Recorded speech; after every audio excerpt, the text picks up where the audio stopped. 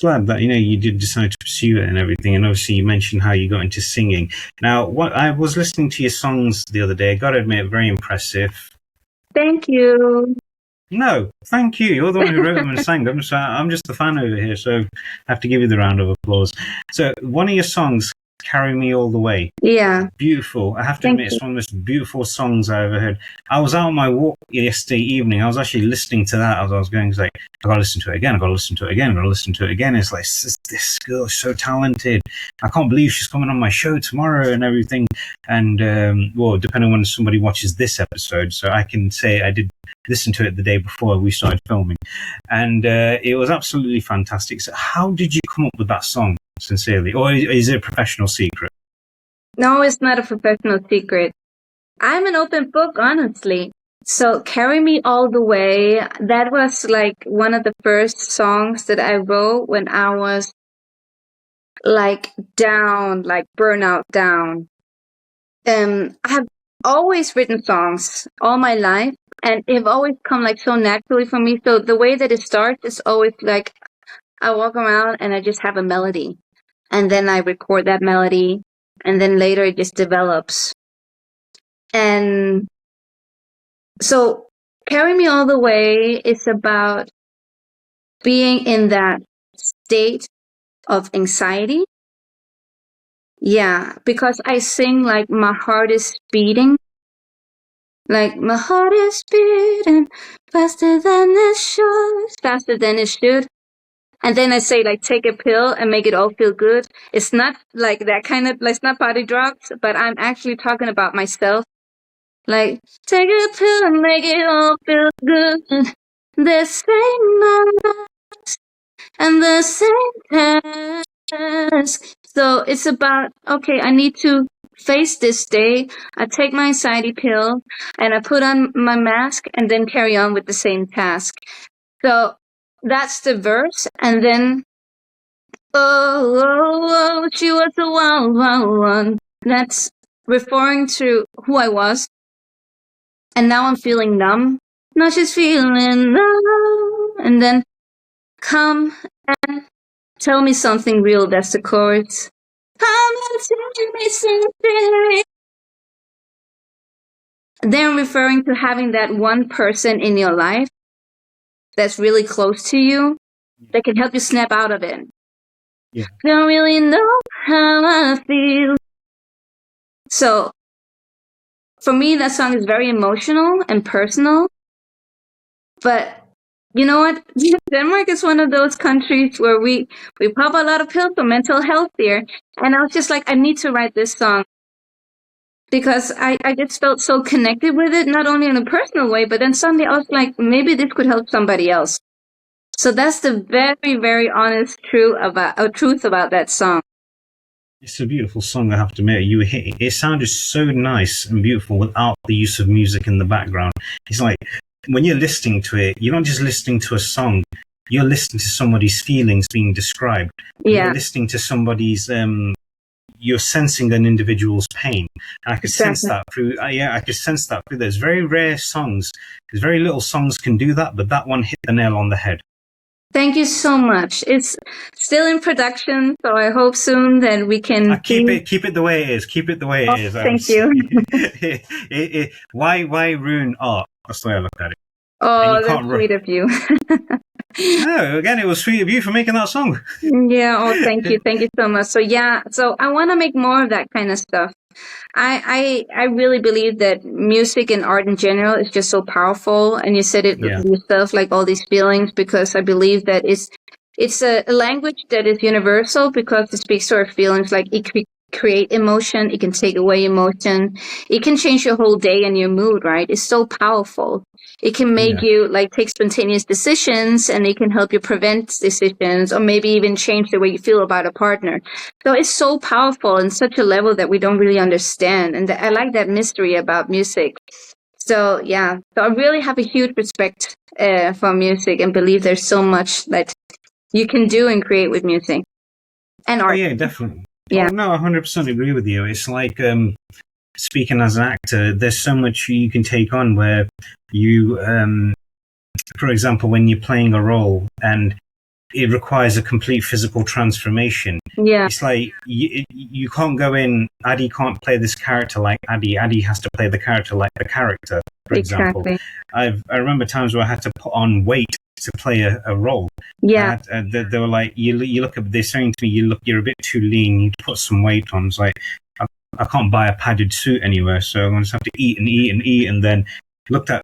You need to get a little bit bigger. Eat and eat and eat, and then it's like. Stay that way. Don't go into cardiac arrest, God forbid. And we just started recording. As soon as it was done, that was it. Just had to lose the weight right after, and then had to lose weight for a role. But I didn't mind that. But yeah, at the end of the day, it's the whole physical transformation. It's the whole connecting with the character. So when you're performing, you're explaining the character's point of view. You're explaining the character's frustration, trials and tribulations that they've been. Exactly, you embody it completely, and you gave such a nice explanation. So the audition I'm also going to tonight, like don't tell anyone. Never tell anyone. I'm not telling anyone. It's a small piece, but yeah. Anyways, but what I was about to say is that I do the same thing. So to get into the character, like I think about how's my hair, my makeup, like what clothes am I wearing. And like, is my hair going to be like, or am I going to, so there's so many ways you can play with the character. And I'm the same way. Like I cannot play somebody sweet and really like innocent if I have like a really dark, heavy makeup on. For me, I have to embody it, everything 100%, because you have to leave your own identity aside, and that's also where it becomes like a bit tricky to be an actor, because you have to be like, put your pride aside. You have to be humble. It's not about you, it's about the role, it's about the art. So yeah, you'll get there. Good luck to you today and everything. I think you'll smash it.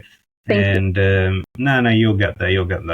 And you'll do a good job. I mean, I learned method acting from big time actors I've grown up admiring, and I kind of adapted that into my own work as well. So I'm guessing you're pretty much going to do the exact same thing, go into the method and then throw the performance out there.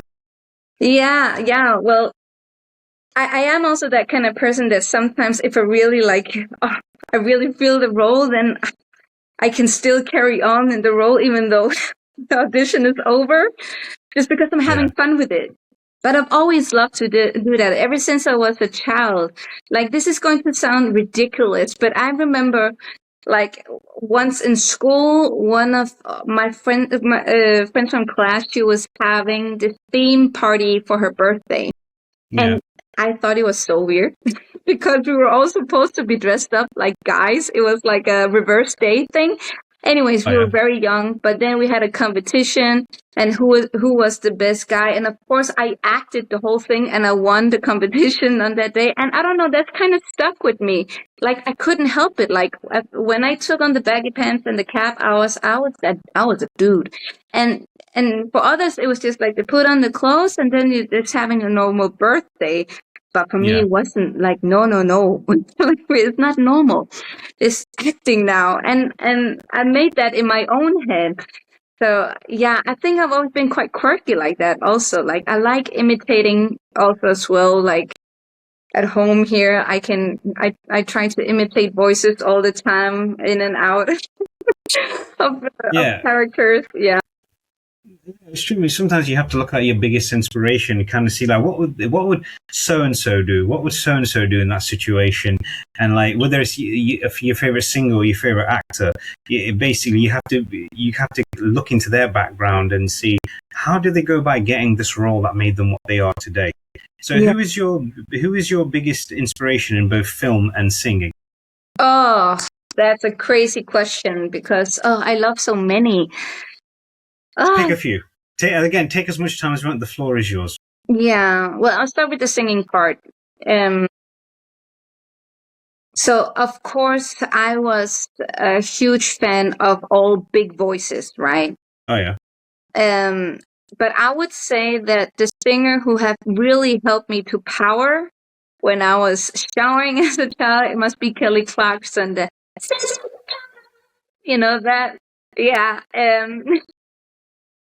Oh yeah, that's the thing. I can't help like using my voice when I'm just trying to explain stuff. This is what you're doing. This is what you're trained to do. Go for it. Again, I'm just a fan here with a front row seat. Go for it. Oh, thank you. But yeah, I would say Kelly Clarkson. And right now, I do have concert tickets for Yeba and Tori Kelly. So I don't know if you know them, but they're so technical and so, I mean, they're just awesome. Like they have this amazing way of wrist and doing all these kind of things. It's so technically difficult. So Tori Kelly and Yeba are my huge like inspiration. Also a little bit Jessie J, just because she is Jessie J. And in acting, wow. I was having a conversation with this other actor one day, and when I'm inspired by an actor, I think it's because I'm like, what kind of movies are they making, and which kind of movies do I see myself make in the future as well? I love Alicia Vikander. So Alicia Vikander is Swedish, but she's still like a big Hollywood star. Do you know her? Well, not personally, but yeah, I've heard of her. She played Lara Croft for a while. Exactly. She was also in the movie Burnt for a few scenes with Bradley Cooper, and in real life she's married to Michael Fassbender as well, who's legendary, known as Magneto. I love Michael Fassbender. I think he's a great actor. I love him too. And what I like about her is that she is so versatile. What I admire her is that she can play somebody really strong as Lara Croft, but she can also have such a sensitivity,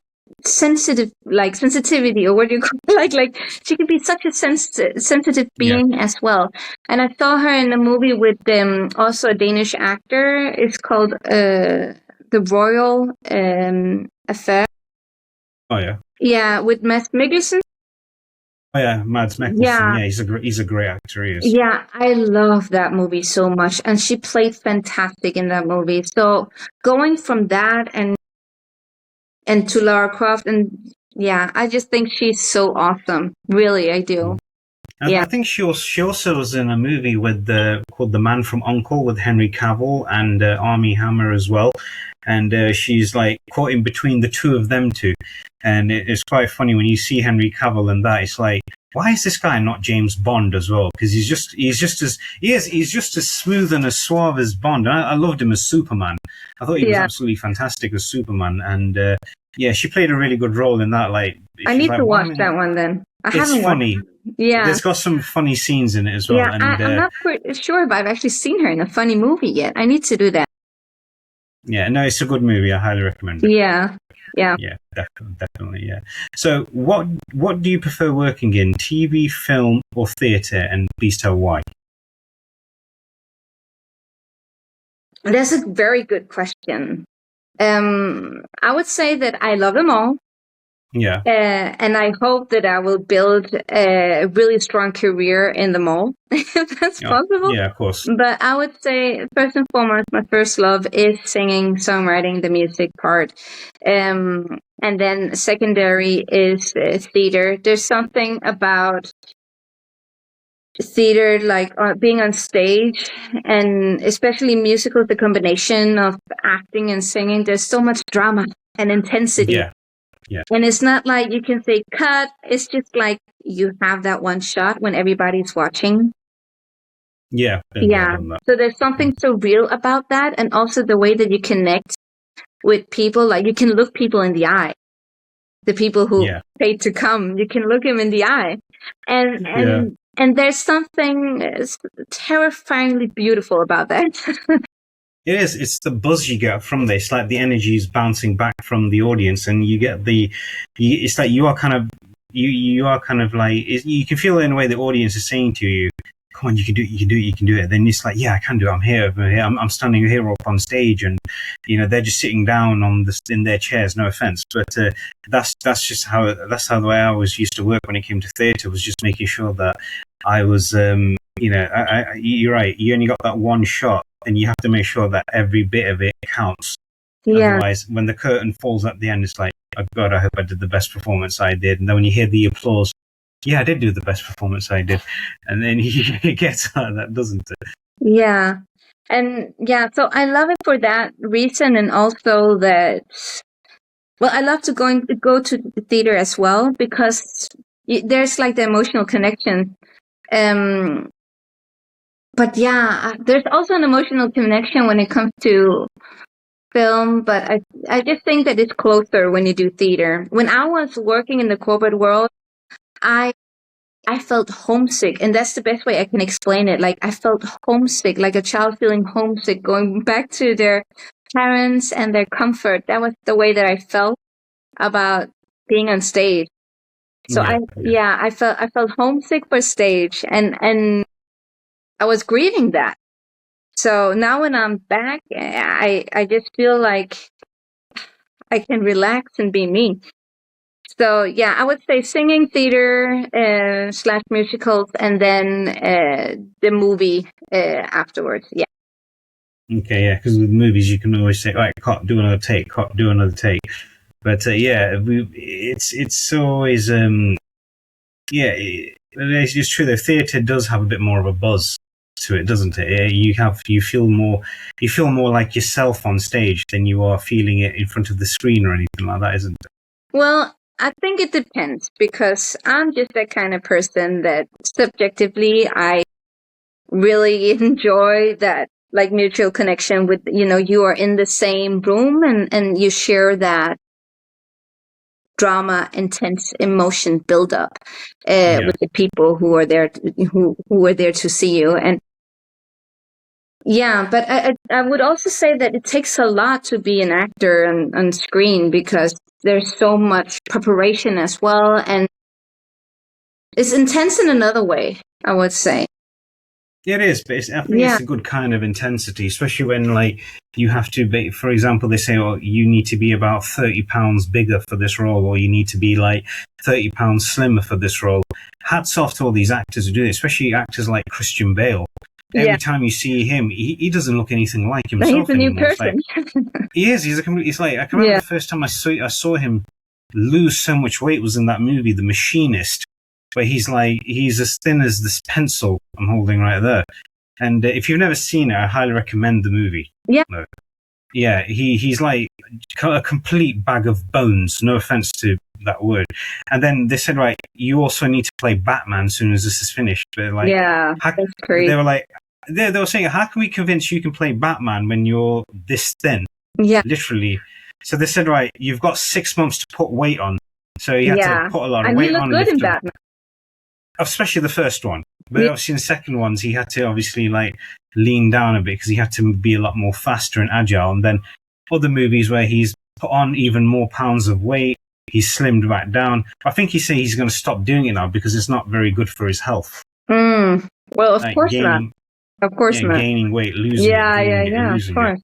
But I will say this one thing about being on screen. I think that, to make a very intense scene, it takes more conviction. Yes. Because like on theater, things go really fast from one scene to another. And, you have to be like, sometimes you have these really close-ups in movies and you have to be so convincing. Yes. And that's also like a real like challenge. So I will say that also about movies, that you have to be so convincing.